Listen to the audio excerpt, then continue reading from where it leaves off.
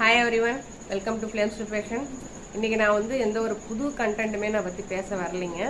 But எனக்கு நடந்த சில சம்பவங்களை வந்து உங்கள் கூட ஷேர் பண்ண தான் வந்திருக்கேன். என்ன அப்படின்னாக்கா, இந்த பேர்ன்ஸ் ஃபயர் ஆக்சிடென்ட் ஆனதுக்கு அப்புறமேலுக்கு ஒரு 2 வருஷம் வந்து நான் வீட்டை விட்டு வெளியில் வரவே இல்லை. ரீசன் நிறையா இருக்குது. காயம் 6 மாதத்துக்குள்ளே காயெல்லாம் ஆறி போச்சு, நார்மல் லைஃப்க்கு வந்தாச்சு. பட் ஆஃப்டர் தட் 2 வருஷமாக நான் வீட்டை விட்டு வெளியில் வரவே இல்லை.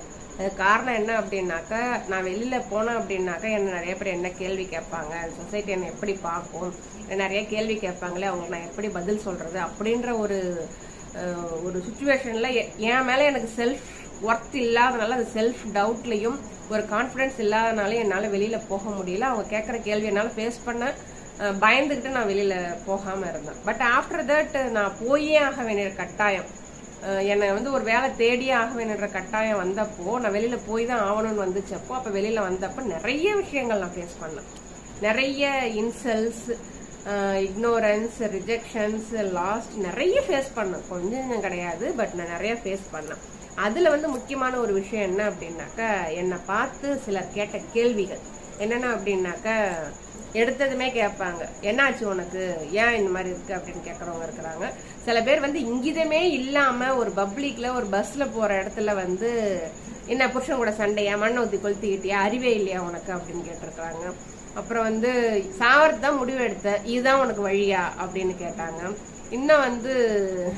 இன்னும் உன் புருஷன் அவன் கூட வாழறானா அப்படின்னு கேட்டாங்க. இன்னும் சொல்ல போனாக்கா, இந்த உடம்ப வச்சுட்டு எதுக்கு நீ வெளியில வர அப்படின்னு கேட்டாங்க.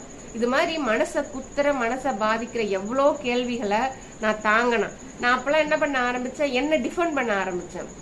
இல்லை அப்படிலாம் இல்லை, இது கிடையாது அது கிடையாது அப்படின்னு சொல்லி என்ன டிஃபெண்ட் பண்ண ஆரம்பிச்சேன். ஒரு கட்டத்தில் வந்து அந்த டிஃபெண்ட் பண்ணுறதை நிறுத்திட்டு நான் பண்ண ஒரே விஷயம் என்ன அப்படின்னாக்க, அவங்கள பற்றி திருப்பி கேட்க ஆரம்பிச்சேன். அவங்க என்ன கேள்வி கேட்டாக்க நான் பதில் சொல்றதை நிறுத்திட்டு அவங்களுக்கு கேள்வி கேட்க ஆரம்பிச்சேன். இது தெரிஞ்சுட்டீங்க என்ன பண்ண போறீங்க, ஓகேங்களா?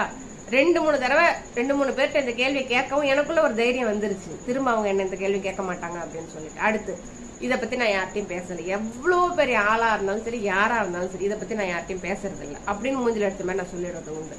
அவங்களுக்கு கஷ்டமா தான் இருக்கும். ஏன் என்னை பத்தி அவங்க தெரிஞ்சுட்டு அவங்க என்னங்க பண்ண போறாங்க? அதனால அது ஒண்ணு.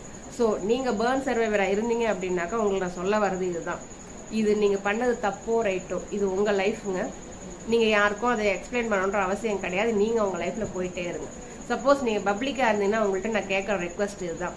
ஒரு பேர்ன் சர்வைவரோ இல்லை ஒரு மாற்றுத்திறனாலே நீங்க பாத்தீங்க அப்படின்னாக்க, அவங்களுடைய கடந்த காலத்தை பத்தி கேட்டு அவங்கள வருத்தப்பட வைக்காம, எதிர்காலத்தை பத்தின ஒரு நம்பிக்கையை அவங்களுக்கு கொடுங்க. அவங்க தான் அவங்கள்ட்ட எதிர்பார்க்கறாங்க. ஓகேங்களா?